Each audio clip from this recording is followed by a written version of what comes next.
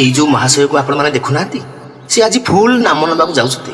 कारण ताको काम होची झियो पटेइबा सुंदर असुंदर किछि बाछ विचार नाही हेले आज से भूल रे दी जन को गोटे जगह को डाके देइछथि पूरा घटनाटी कोन